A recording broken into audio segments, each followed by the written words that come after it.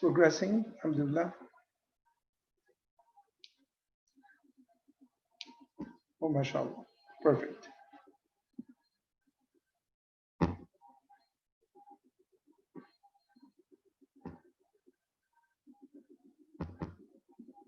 Assalamu alaikum wa rahmatullahi wa barakatuh. Bismillah ar-Rahman ar-Rahim. Wa salatu wa salamu ala Sayyidina Muhammadin Sayyid al-Khalqi ajma'in.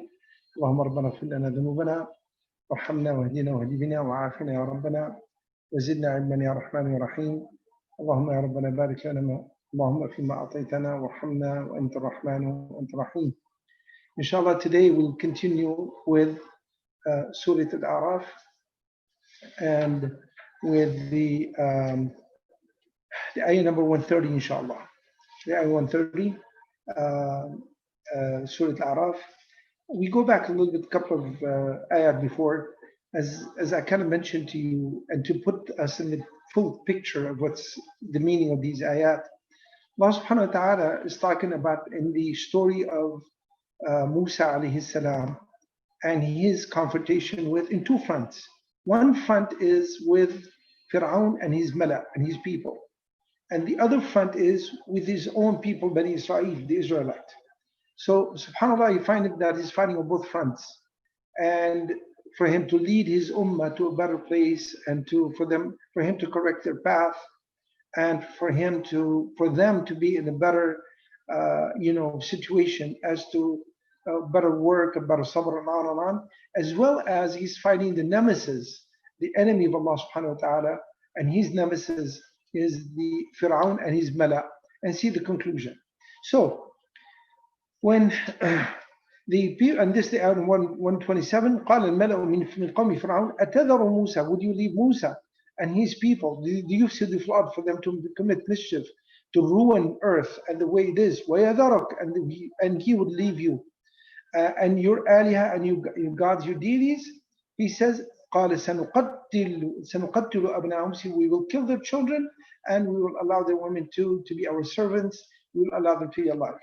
The next ayah is that this is the deal, this is what Musa alayhi salam told his people. قال موسى لقومه, Musa said to his people, استعينوا بالله واصبروا, make sabr, make isti'ana, ask Allah subhanahu wa ta'ala for help. واصبروا إن الأرض لله يورثها من يشاء. إن الأرض لله يورثها من يشاء, as Allah subhanahu wa ta'ala is the one who will give this earth to people, to whomever he pleases, whomever he chooses. وَالْعَاقِبَةُ لِلْمُتَّقِينَ, al-aqibah, the end for the muttaqeen. The ayah number 129, he says, قَالُوا, in complete defeatist attitude, an attitude that is in a way that doesn't show the involvement, doesn't have the foresight. They said, قَالُوا أُوذِينَا من قبل أن تأتينا ومن بعد. We have been hurt, we were hard before you came to us and after you came to us. SubhanAllah, they did not understand the mission of Musa alayhi salam. He did not understand that it is about the development of personalities, about the improving of the character, to make people, better than who they are or what they are. They understood it as to when a prophet comes to them, they will be in ease. Their life would be easy. No more harm, no more hurt. They will be living in, the perfect Jannah, the perfect world, and everything is fine and dandy. That's not the purpose of it.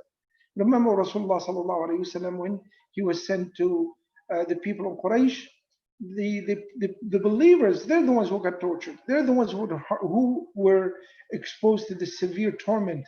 But that's what built their personalities. That's what made them who they are. And as eventually, with this muhajirin, after 13 years, Allah subhanahu wa ta'ala made hijrah and left everything behind, went to Medina. They still, the trial and the turmoil and the problems pursued on, but you could see the end result came in as the character, the Muslim ummah, how it was built on character, built on perseverance, built on sabr and patience. And eventually Islam spread all over the world with these few, not a whole lot of people. So they said, we were hurt before he came to us and after he came to us. Musa alayhi salam قال عسى ربكم, maybe, hopefully, ربكم, your Allah subhanahu wa ta'ala, your Rabb, أن يهلك عدوكم, for him to destroy your enemy, ويستخلفكم في الأرض, and make istikhlaf, and we will put you as the inheritors in this earth, give you the earth to you. فينظر, and still فينظر, he will see what are you going to do. Ayah number 130, this is what it comes, this is where we are today.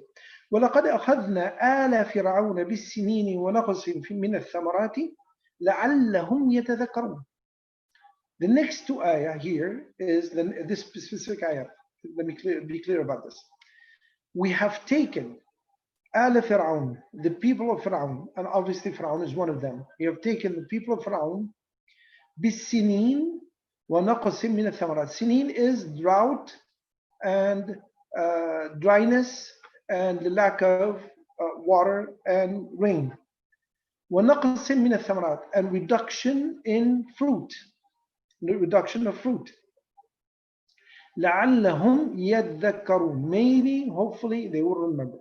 Now, the ayat here, well, Allah subhanahu wa ta'ala, and this is the sequence of it. In Surah Isra, in the ayah number 101, Allah subhanahu wa ta'ala specified there's 9 different ayah. Allah subhanahu wa ta'ala has hit Al Fir'aun with. The ayah is, وَلَقَدْ آتَيْنَا مُوسَى 9 آيَاتٍ بَيِّنَاتٍ فَاسْأَلْ بَنِي إِسْرَائِيلَ إِذْ جَاءَهُمْ. He says, we have given Musa alayhi salam 9 ayah, 9 signs, 9 signals. Bayinat, clear. There's no ambiguity about these ayat, about these signs and these signals, which is he presented or he gave, Allah subhanahu wa ta'ala armed Musa alayhi salam against Fir'aun to bring him to his path, to straighten his ways. فَاسْأَلْ بَنِي إِسْرَائِيل, ask Bani Israel, ask the Israelites, this is ordered to Muhammad sallallahu alayhi wa sallam, إِذْ جَاءَهُمْ, when he came to them, ask them, was it 9 ayah? Was it 9 signals? فَقَالَ فِرْعَوْنُ, فَقَالَ لَهُ فِرْعَوْنُ, Fir'aun said to Musa alayhi salam, what did he say when Fir'aun said, and this is the rest of the ayah, إِنِّي لَأَظُنُّكَ يَا مُوسَى مَسْحُورًا, I think, Ya Musa, you are mashur, you are under a sorcery, under the effect of sorcery, or you are the effect of magic, right? So, what are these 9 ayat? Allah subhanahu wa ta'ala taken 2 more here, talking about the second 2. The first 2 are the cane and the hand. These 2 ayat, which is 2 ayat of clarification to achieve credibility. When Musa alayhi salam presented the 2 ayat to him, and of course, Fir'aun asked, who are you? In what authority? Musa alayhi salam spoke, I am the messenger of Allah subhanahu wa ta'ala, and I'm bringing the proof with me. He said, show me the proof. And the proof was when he threw the cane, and the cane turned into a snake, and he took his hand out of his jayb, out of his thawb, and it turned to be glowing without harm that came to it. That's 2 ayah. 2 ayah of clarification. What did he do? He refused, he denounced, he did not believe, and he tortured the Sahara who believed in him. And now, according to the ayah before, the ayah number 127, what did he do? He actually extended the torture upon Bani Israel. He says, we will kill them, and we will allow their women to survive and live. We use them and abuse their women. So Allah subhanahu wa ta'ala, after the 2 ayat, he extended it to the next 2, which is Allah subhanahu wa ta'ala exposed them to drought, sinin, wa naqsin min al-thamarat, and reduction, naqs, min al-thamarat, min al-fruits. Naqs min al-thamarat is an unusual description for you to see. See, watch. If you have a field that, let's say, it has, let's say, 1,000 trees, and usually, normally, on a good year, you have maybe, let's say, 1,000 tons of fruit, apples, dates, whatever it is. Can you imagine if you have the same field, the same number of trees, but you have, instead of 1,000 tons, you end up with 500 tons? Reduction. Everything's the same. The tree, the weather, the land, but you have reduction of fruit. Same effort has been spent on it, the same expenses spent on it, but you end up with less, right? Number one, Allah subhanahu wa ta'ala reduced their sinin, or reduced their rain, number one. Number two, the next ayah was, He reduced their fruit, their production. But also, you want to take it in the meaning as to reduce the results of their own work, thamarat. I want to go back to this in a little bit. So, let's go back, let's go down to the next ayah, inshallah, number 131. فَإِذَا جَاءَتْهُمُ الْحَسَنَةُ قَالُوا. If the hasana, the good stuff has come to them, something good has come to them, قَالُوا لَنَا هَذِهِ. This is ours, this is normal, this is what we get, this is what we receive. وَإِن تُصِبْهُمْ سَيِّئَةٌ. If they're hit with a calamity or sayya or something bad or any kind of issue, whatever it is, يَطَّيَّرُوا بِمُوسَى. And تطير, we know تطير from the word طائر. طائر means a bird. And this goes back to prior to Islam, before Islam. People used to be superstitious about having birds. They used to look up in the sky. Like, for instance, there's a couple of ways they used to do it. One way is that he used to step outside of his door, open up the door. If he sees a bird heading, to the right side or heading, west or east, it means that's a good thing. It means that he would have good luck that day. Or if he goes to the other direction or goes east, it means that something bad has happened, or west, whichever direction. And that's called tatayyur. Or they used to do something else. What they used to do is that sometimes they used to take a bird in their own hands and they used to look up, they let it go. If it goes, east, it means it's a good omen, it's a good something. If it goes west, it's a bad omen, it's a bad something. So technically, they used to make decisions on the ta'if. And it was taken from that word on, min word tatayyur, superstition, bad omen, good omen. They used to do this. So, وَإِن تُصِبْهُمْ سَيِّئَةٌ, ayah number 131 in Surah Al-A'raf. وَإِن تُصِبْهُمْ سَيِّئَةٌ, if they're hit with a calamity and disaster, يَطَّيَّرُوا بِمُوسَى, they used to claim it and bring it back to Musa as he's the bad omen. It's him, the one who did it. Something bad, it is Musa. That's because of him. يَطَّيَّرُوا بِمُوسَى وَمَن مَّعَهُ, and the ones who are with him. Allah subhanahu wa ta'ala clarified, He says, أَلَا إِنَّمَا طَائِرُهُمْ عِنْدَ اللَّهِ. Allah subhanahu wa ta'ala says, their ta'ir, their bird, their luck, their whatever is the claim, it's with Allah subhanahu wa ta'ala. وَلَكِنَّ أَكْثَرَهُمْ لَا يَعْلَمُونَ. The majority of them, they don't know. They think that something happening to them is because of Musa. It's not because of Musa. It's not because who is with Musa. It's because of Allah subhanahu wa ta'ala. He's the one who's bringing this on, who's taking this away from them. So, وَقَالُوا, and they said, they are in more defiance. See, they're stepped up, step after step after step. Musa alayhi salam showed them the two ayah of credibility, the cane in the hand. What did he do? He defied, he rejected. He said, no way. He exposed the Sahara, the sorcerers, to more torture. He exposed Bani Israel to more torture, to more torment. He did not believe, he denied. Allah subhanahu wa ta'ala stepped up the pressure. He went up to the next two ayah, the next two signals, the next 2 points of pressure. He reduced the rain upon them. أَخَذَهُمْ بِالسِّنِينَ, the ayah number 130. وَنَقْصٍ مِنَ الثَّمَرَاتِ, a reduction of fruit. What happened? They answered back. Well, there's Allah subhanahu wa ta'ala explained their state of mind. When the hasana come to them, oh, it is ours. When something bad happens, it's because of Musa alayhi salam, right? And Allah subhanahu wa ta'ala says, their ta'ir, their luck, or whatever it is with Allah subhanahu wa ta'ala. It got nothing to do with Musa alayhi salam himself. He's nothing but a messenger. So, and they said, and that was their answer to the next, the 4 ayah. What did they say? وَقَالُوا مَهْمَا تَأْتِنَا بِهِ مِنْ آيَةٍ. Whatever you brought an ayah, whatever you bring a signal, whatever you bring a point of pressure to us, to prove, to make us do what you are asking us to do, to allow Bani Israel to go free, لِتَسْحَرَنَا, for you to cast a spell upon us, to cast magic upon us. And this is what they said. They said in defined way, فَمَا نَحْنُ لَكَ بِمُؤْمِنِينَ, ayah number 132. We will never be believers for you. Right? So that is 4. And we remember the ayah Surah Isra. How many ayah? How many points of pressure? 9. In graduation, stepped up. 2 points, and then number 2. And now Allah subhanahu wa ta'ala talked about the next 5. The ayah number 133. فَأَرْسَلْنَا عَلَيْهِمُ الطُّوفَانِ. we've sent to them Tufan, which is the flood. Number two, Jarad. The Jarad is the locust or the grasshoppers. Well, Qummal is the lice that hits the heads of the people, sucks the blood off of their heads. والضفادع, the frogs. والدم, and the blood. آيات مفصلات. Ayat, signals, points of pressure, mufassalat, clear, divided, each one of them by one. Allah subhanahu wa ta'ala, and this is clarification. He did not mix one with one. It's kind of stepping up, one after the other, after the other, after the other, after the other. Two first, clarification, credibility, believe. You don't believe? Okay, fine. Let's go next one. Allah subhanahu wa ta'ala exposed them to drought and reduction of fruit. They did not believe. And then Allah subhanahu wa ta'ala sends the flood.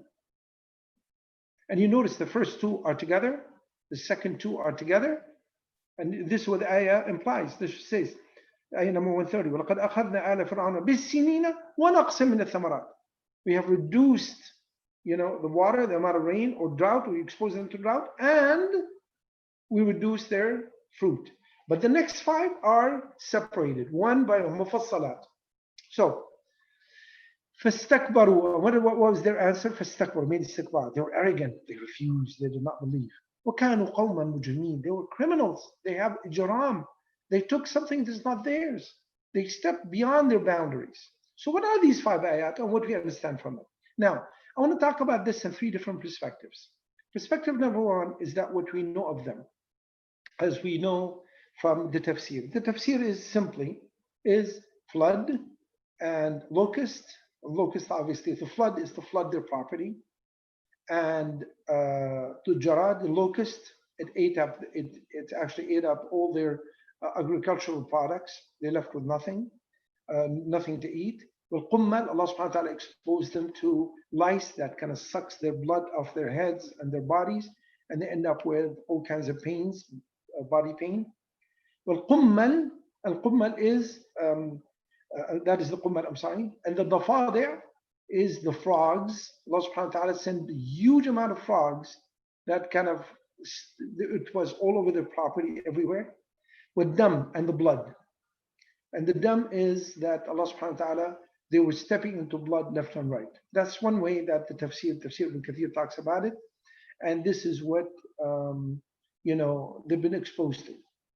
Unusual points of torture, Allah subhanahu wa ta'ala send it up to them one by one, to increase the pressure on them, for them to obey and to listen, to do what what Allah subhanahu wa ta'ala asked them to do, to step away from dhulm, from transgression, and to go into righteousness, to do the right thing, not to do the bad thing overall.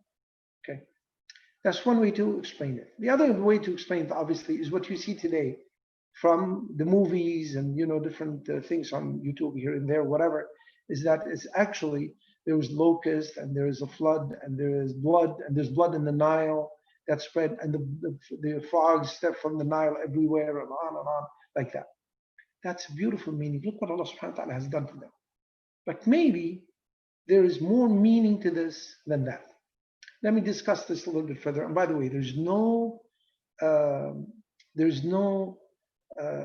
contradiction between all these tafsir. We take one, we take the other, we take the rest of them. It's whatever it is that we take it, we understand it, and we don't hit the Quran with each other. We don't kind of make any kind of contradiction with one ayah or the other ayah, on. We should understand it, and understand it's all from Allah subhanahu wa ta'ala. So, a tufan is to flood.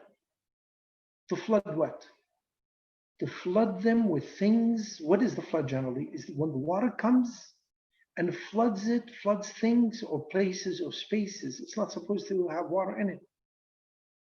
So, as we see, it's the flood is not the torture itself, is the results of the flood. And Allah subhanahu wa ta'ala, and prior to that, the ayah number 3, what was it? The sineen. It was drought. The land is dry. Everything is dry. There's no place that the water is there for Allahu Alam how many years or how much time, but they were hit with the severe drought.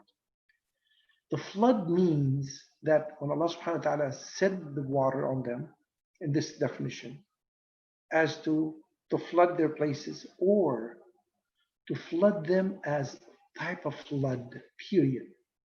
To flood them with things they don't even need, they don't even want, they have no use for. They've been flooded.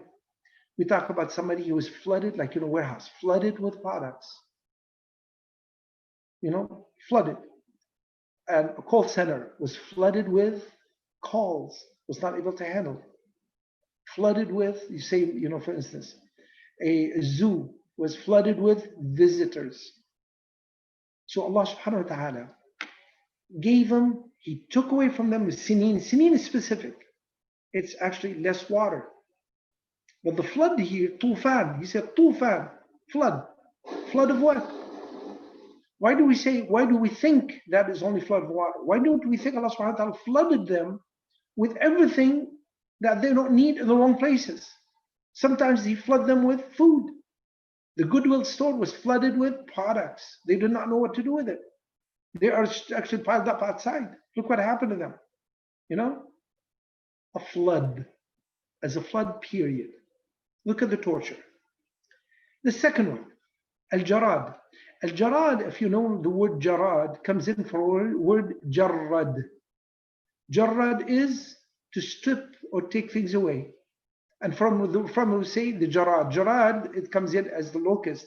It actually strips the trees and all the shrubs from everything in it. It leaves no fruit, it leaves no leaves, it leaves nothing. You look at the tree, it's nothing but a twigs, and a trunk, nothing else. That is the meaning that we understand from Ibn Kathir. But how about if we take it a different way?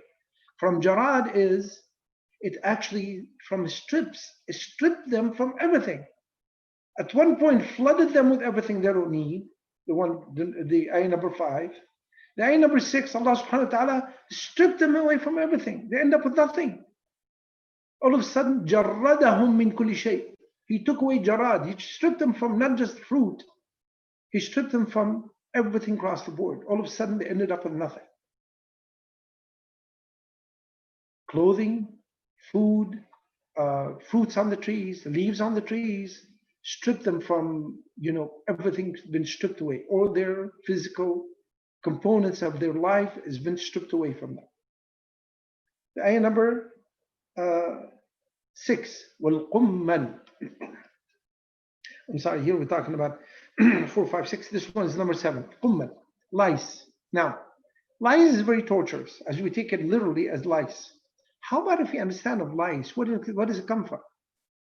You notice that, generally speaking, lice it actually hits people or nations or civilizations or villages, metropolises, who do not have personal hygiene.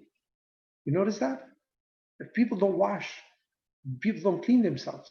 So Allah subhanahu wa ta'ala degrade them from a basic humanity issue, basic human attribute. Allah subhanahu wa ta'ala stripped away from them their cleanliness. They're no longer clean people. They're dirty people. But Allah subhanahu, and the result of it would be, an automatic would be lice that will be exposed on their bodies. They'll be eating them up on their heads, here, there, whatever. Could be also clues that it is overcrowding. They're kind of stuck together way too much and the lice spread all over them. In other words, the quality of life has been degraded. They're no longer as the superior power. They're no longer as the higher up power as they were before. Now with the most basic elements they've been exposed to is lice all over them. Number 8, al-dafadi'. Al-dafadi', we know the frogs. Now the frogs, as we see in maybe the movies or whatever it is, you think of it as such a horrible thing. Frogs here, there, everywhere. There are hundreds and thousands and millions of them, and on and on. You think of it as torture. Yes, that is possibly true, and could be true, and that is the meaning. How about if we take it next step up? What does the dafadi' do? They do naqiq, and this is the word naqiq. Naqqa yanuq. Naqiq. That is the name of the voice of the frog. So when Allah subhanahu wa ta'ala has exposed them to frogs, which is they make enormous amount of noise while they should be asleep, which is usually they make their naqiq, they make their noise at night. So what did Allah subhanahu wa ta'ala do to them? He stripped them from sleep, insomnia, no sleep. They're spending hours and hours and days, no sleep because of naqiq, because of the dafa. Absolutely torture as the frogs by themselves. But look at the other explanation. So Allah subhanahu wa ta'ala stripped them away from their sleep with the method, with this asbab. Sabab is the frog. Okay, let's take the next one, number 9. And that is the killer. This is the one. We say with dam, the blood. If you look at it, it's that people said some people said that Allah subhanahu wa ta'ala spoiled their water resources with blood. So they're drinking blood, and even the water was bloody. The wells are filled with blood, and on and on. What a horrible, horrible, torture. Absolutely. But how about if we take the other meaning? The other meaning is that and you look at the word when Allah subhanahu wa ta'ala says blood. The word dam, only blood. He did not say whose blood and how is the blood. But you notice that how, as Al-Fir'aun, they were such a superior nation. And you imagine, the story of when Musa alayhi salam earlier on, at least 10 years before he ran away to Madian. And the reason why he ran away to Madian, he was scared for his life because he witnessed a physical fight between one from Bani Israel and another Qattik guy from Ali Fir'aun. What happened is that he wanted to help the Israeli guy, the Bani Israel guy, the Jewish guy. And what happened is that he pushed the Coptic guy, فَوَكَزَهُ, he pushed him, the other guy, this guy ended up falling dead. فَقَتَلَهُ, he killed him. And he ran away because he was scared for his life. Why? The life of Fir'aun and his people are so valuable, are so high in regard. Their blood, subhanallah, look, this is a superior race. Their blood is why they treat each other like if one of them dies, Allahu Akbar, this is a huge deal. The blood of the Jews means nothing. But the blood of the Coptic, the Al Fir'aun, it means everything. And you know how it is. They used to say if they kill one Coptic guy would die, they would kill 1,000 Jews instead.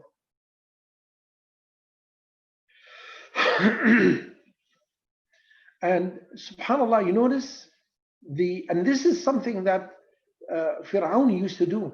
وَجَعَلَ أَهْلَهَا شِيَعًا, and he made the people of his land groups. One group is valuable, one group less, one group nothing. One group they have money, one group they're nobody, one group are more important. The magicians, the sorcerers, everybody else is not as important, on and on. But when Allah subhanahu wa ta'ala exposed that to them, he made their blood cheap. Doesn't mean anything anymore. Is that when one of them would die, 10 of them would die, no big deal. They're left out of the street, like not a big thing. In other words, their own status, their own self-respect, their own dignity, their own placement became nothing to them. Nothing and worth nothing. 9 different ayat. Escalation of pressure.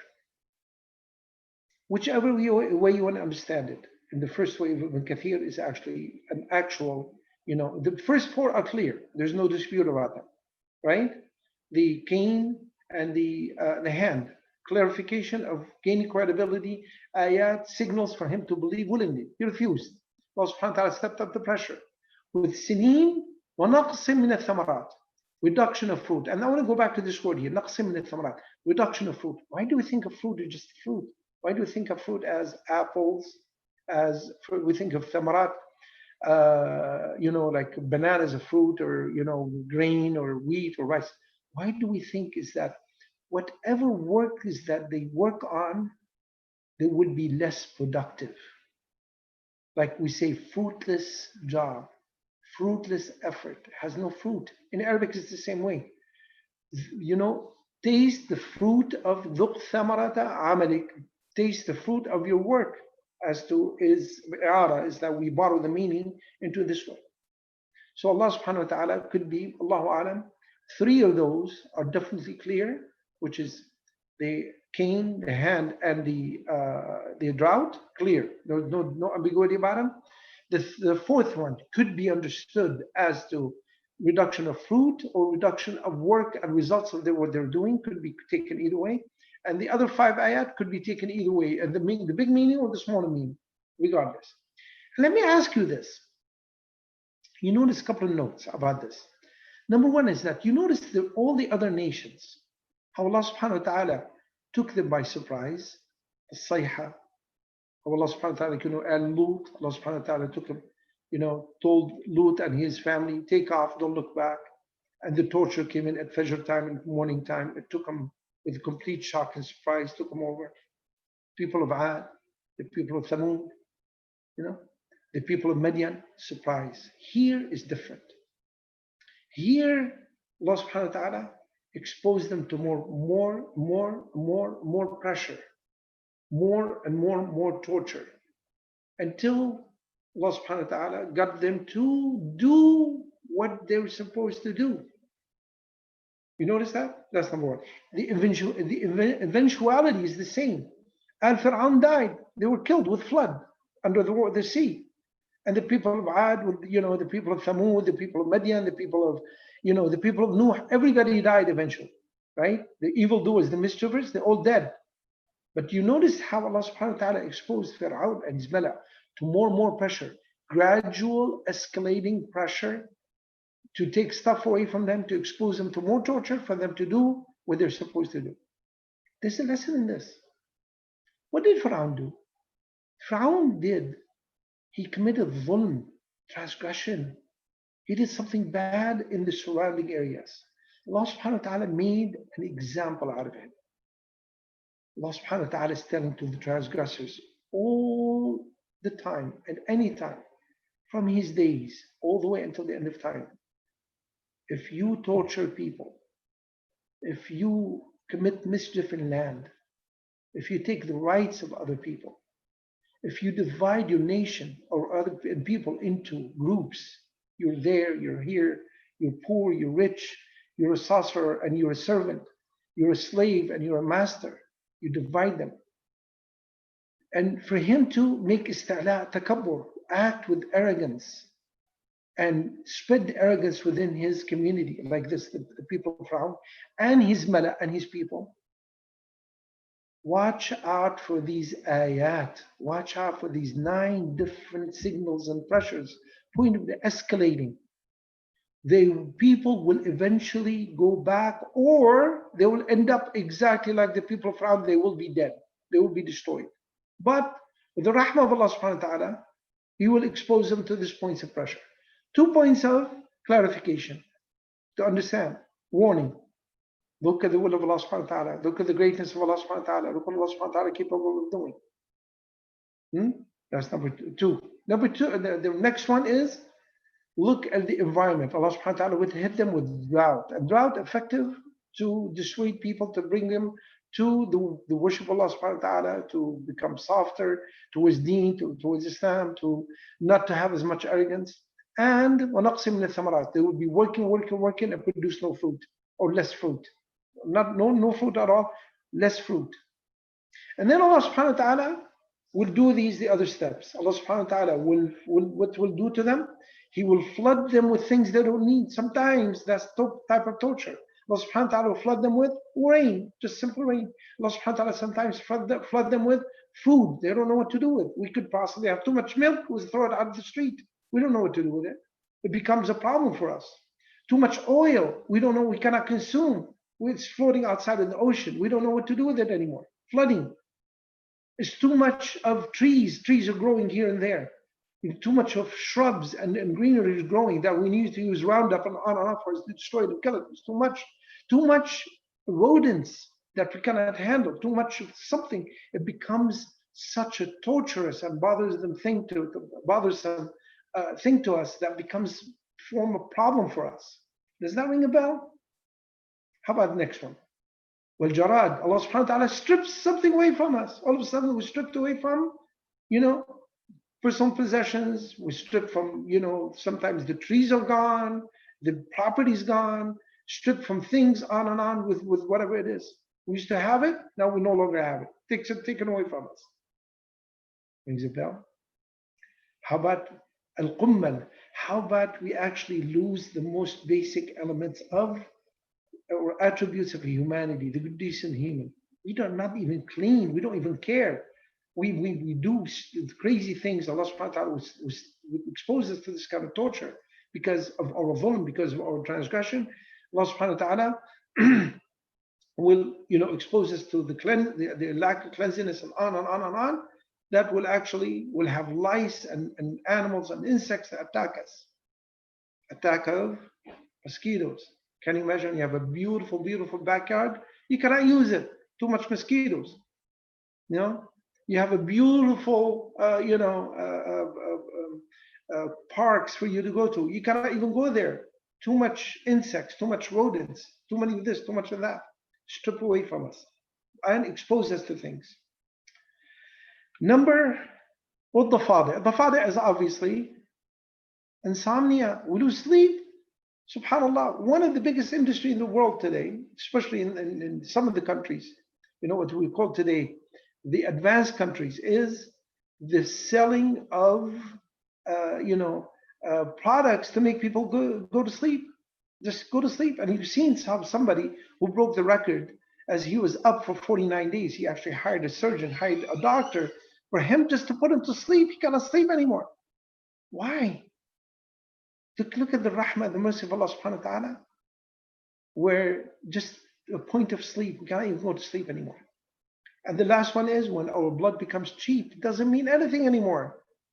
Where somebody who's supposed to be protecting, like for instance, and somebody in the army, he just push a button, push a switch, and a missile takes off, goes somewhere and destroys 20, 30, 40, 50 people, 100 people, and he has no idea. When somebody who is in charge of protecting somebody else, like a police officer, goes out there for him to subdue somebody or to take him just to bring him to justice, he ended up killing him. Like nothing. Doesn't mean anything anymore. Blood is cheap. It doesn't mean a single thing. When people getting killed outside on the street, the blood doesn't mean anything. Instead of having value and have replacement, it will become worthless. Worthless. Don't you think this is a torture from Allah subhanahu wa ta'ala? And why? Because of the dhulm, because of transgression, because of deviation. Look what Fir'aun has done and look at the end result of his own actions. And sometimes we should look at the 9 ayat. It's not necessarily in that sequence. Sometimes Allah subhanahu wa ta'ala exposes different nations, different people to 1 or 2 or 3 or whatever it is.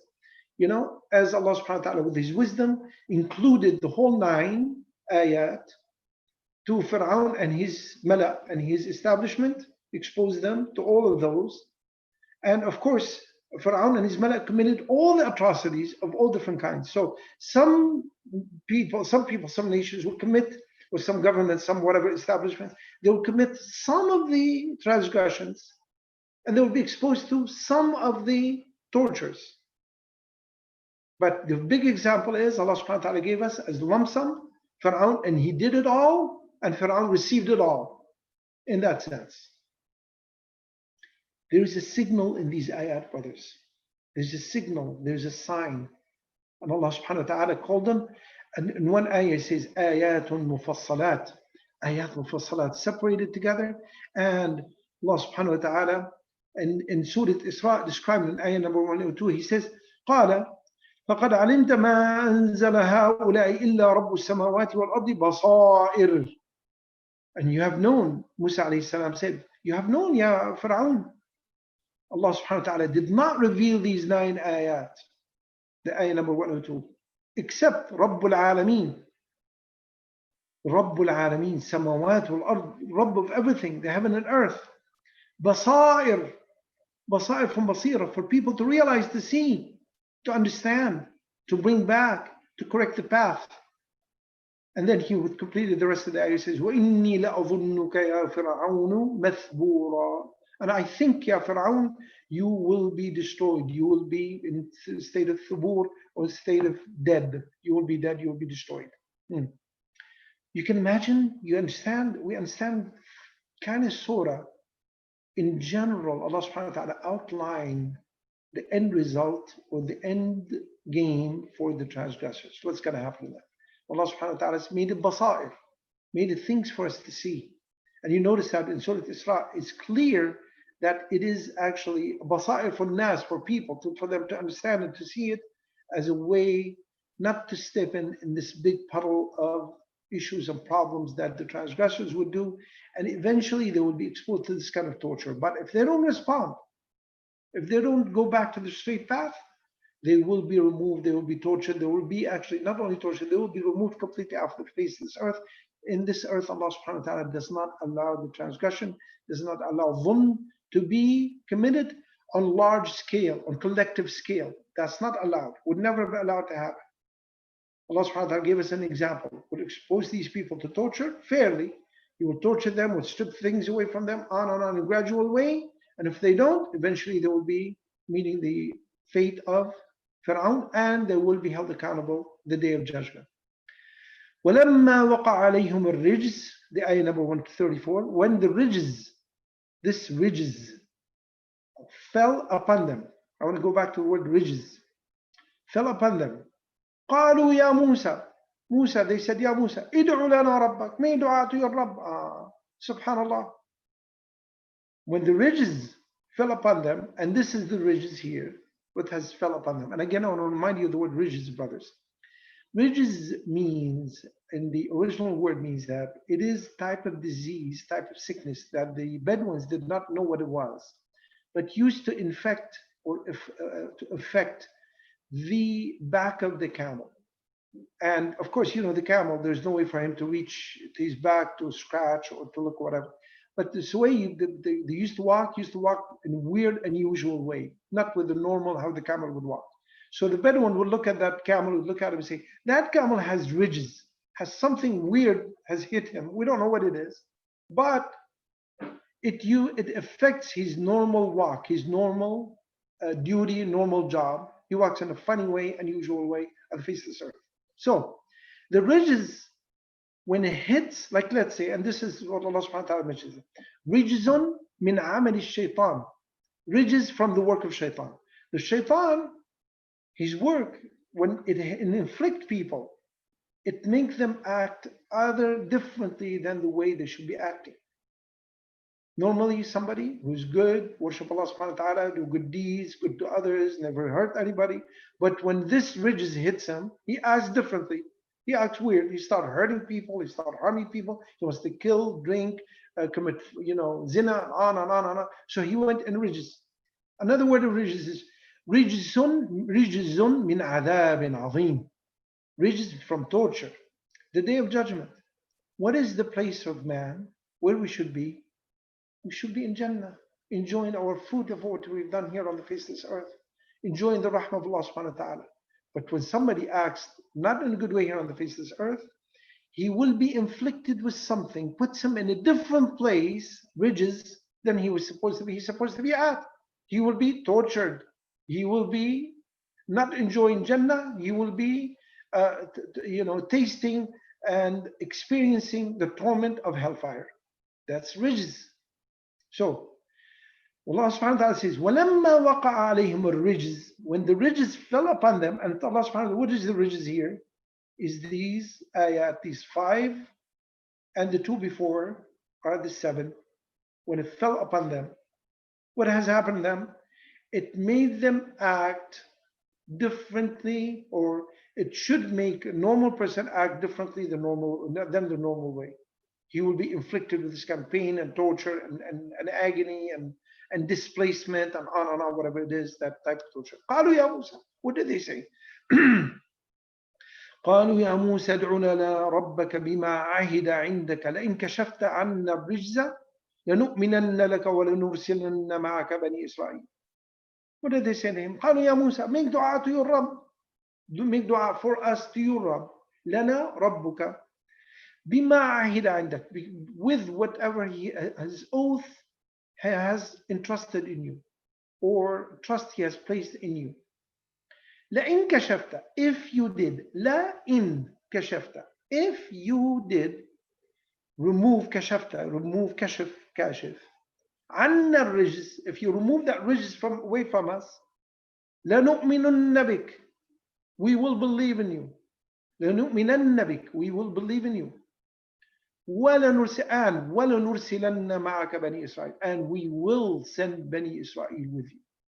So, did that torture bring result? Absolutely. Did it bring them back? Yes.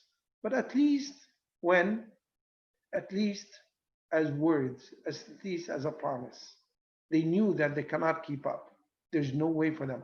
You gotta understand the torture of Allah subhanahu wa ta'ala, there's no way anybody could take it.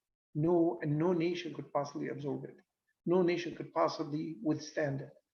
When it comes and look at the escalation, one after one after one after one. And subhanAllah, you notice that how people, Allah subhanahu wa ta'ala, when He sends a torture or a wave of tortures, waves of corrections upon people, look what the people, how they're at. They always go back to Allah subhanahu wa ta'ala. They always want to do the right thing. They always want to do this. But sometimes the first one doesn't do. Another one, another one, another one, and it keeps going like that. And Allah subhanahu wa ta'ala says, فَلَمَّا كَشَفْنَا عَنْهُمُ الرِّجْزَ, when we removed kashf, we removed a rijz ila ajal, to a specific period of time. Allah subhanahu wa ta'ala, Allah subhanahu wa ta'ala will, has removed it to a specific time. When Allah subhanahu wa ta'ala removes it, for them to comply with their oath, comply with their promise. إِذَا هُمْ يَنْكِثُونَ, nakatha yankuth, they have ruined their oath. They have turned, nakath is to turn over, nakath, from in a bad way, usually as an oath or a promise. Nakatha wa'adahu, nakatha ahdahu, ahd, wa'ad, promise. Something good, you make nakath, as to you turn against it and you negate it and you cancel it. إِذَا هُمْ يَنْكُثُونَ, and look at the word Allah subhanahu wa ta'ala saying, يَنْكُثُونَ, they are in state of doing this. إِذَا هُمْ يَفْعَلُونَ, they are doing it. They are doing it continuously. And it seems to, there's an implication here, or implying, Allah subhanahu wa ta'ala is implying to us that Allah subhanahu wa ta'ala did it step after step, and it seems to be that they said, if you remove this from us, we will do this. Allah subhanahu wa ta'ala removed it, but they went back again. Allah subhanahu wa ta'ala exposed them to another torture or more torture. They promised again. Allah subhanahu wa ta'ala, removed it, but then they did it again, like few times, not just one time. Idahum yankuthun. Did not say idahum nakathu. So this happened several times. Wallahu alam. There's no proof on this, but the wording implies that meaning. Idahum yankuthun. They are in state of nakath. Finally, the ayah number 136, فَانْتَقَمْنَا مِنْهُمْ, we have taken revenge. Intiqam. Intiqam, obviously we know the word intiqam is kind of almost international. We know what intaqama, فَانْتَقَمْنَا مِنْهُمْ, we have taken revenge from them. After nakath, continuous nakath, yankuthun, possibly once, twice, or possibly even more times. Or could the meaning take up to 5 times? Because Allah subhanahu wa ta'ala exposed them to the first one, which was Tufan. They were exposed to it, and they said, oh, if you remove the rijz, we will do that. Allah subhanahu wa ta'ala removed it. Right? And then they went back again, nakath. Allah subhanahu wa ta'ala exposed them to the next one, which is the jarad. And they said, oh, Musa, if you removed it, we will believe for you, and we will send Bani Israel with you. Allah subhanahu wa ta'ala removed it. And then they said the qummal, and then the dafada, and then the dam. And that's kind of makes sense, because you notice how we understand this, that why would Allah subhanahu wa ta'ala expose them to one torture? Mufassalat, separate, mufassalat, right? Obviously clear, is separate, but yet expose them one, stop, and then another, then stop, then another stop, another stop, and dam, and then stop. It seems to kind of support the meaning as to they made at least 4 or 5 different promises before to Musa alayhi salam, and every time they make the promise, they make nakath to it. Allah subhanahu wa ta'ala exposes them to another torture and more difficult than the one before. And by the way, always in state of escalation. Escalation as to Tufan is the least torture to some, the dam, the blood is the highest of all. So it's it goes up and difficulty, and up in the most troublesome or bothersome to them, that affected them the most. Eventually, they gave up. And if you look at the movie and the way they understand it, some people understand it, is that they withered the first wave, the second wave, the third wave, the fourth wave, but the last one they could not take, where it was actually when their children were dying and they were dying, and everybody was actually exposed to severe sickness. As we could say today, possibly it was a form of plague, or form of ta'un, waba, form of some kind of virus, some kind of something. Allah subhanahu wa ta'ala knows. Anyway, but it was blood, it was torture, it was a form of way to take their lives. When they were yankuthun, the next ayah, 136, فَانْتَقَمْنَا مِنْهُمْ, we have taken revenge from them. That's it. Enough is enough. Allah subhanahu wa ta'ala, had enough of them, of what they've done because of the nakith. فَانْتَقَمْنَا, we have taken revenge from them. فَأَغْرَقْنَاهُمْ فِي الْيَمِّ, we have drowned them in yam. Yam means a body of water. Could be ocean, or could be a sea, or could be a huge river, or could be a huge pond. But normally we say yam means is bahr. It is a sea, but it is body of water. Some people said, actually, if you notice, if you reverse it, it comes out the same meaning. Yam or main. Main means water, or it's called ma. Ma is water. بأنهم, because of what? لأنهم, because they were كذبوا بآياتنا, they have denounced, they have denied our ayat, our signals. وكانوا عنها غافلين, they were not focusing on it. This is the key word. وكانوا عنها غافلين. And we know the word غافل. غافل means that he knows there's something there, but he's not focusing on it. He does not fully recognize the effect of it, does not recognize about it. The jahilin or jahil means somebody completely ignorant about it. But ghafil means he knows it's there, but he's not fully aware of all the ramification of it, or all the results of it, or what it is exactly. It's kind of blurred out. It is, something is there, but he doesn't know what it is.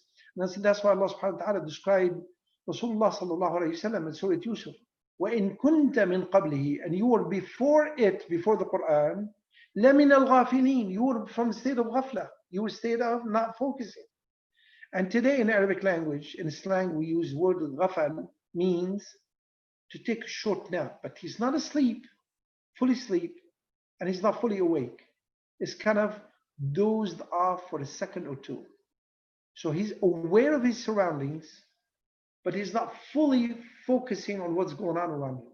So what happened here, they were in a state of ghafla from these ayat. They were exposed to these signals, exposed to these tortures, but they were not focusing what is happening to them.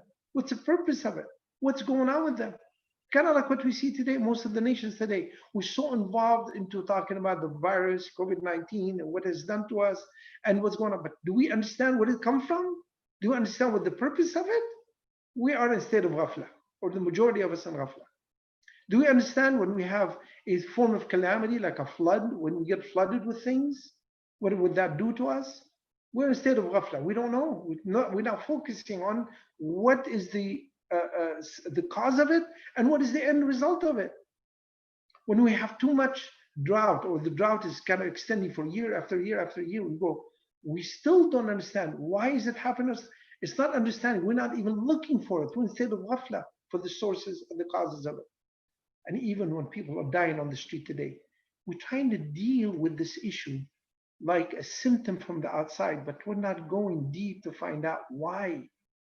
Why? What is the source of all this? What is the source of discrimination? What is the source of disrespect for human life? What is the source of it all? We are in a state of ghafla. وَكَانُوا عَنْهَا غَافِلِينَ. وأورثنا القوم الذين كانوا يستضعفون مشارق الأرض ومغاربها. Inshallah, we will be talking about this ayah inshallah next week. May Allah subhanahu wa ta'ala bless you and bless your families. May Allah subhanahu wa ta'ala give you inshallah all the hearts and the minds that is open, and keep us inshallah from the state of ghafla. May Allah subhanahu wa ta'ala increase our iman, increase our Islam, and grant us, inshallah, a dignified life here on the face of this earth, and give us, inshallah, Jannat al-Firdaus in the life after.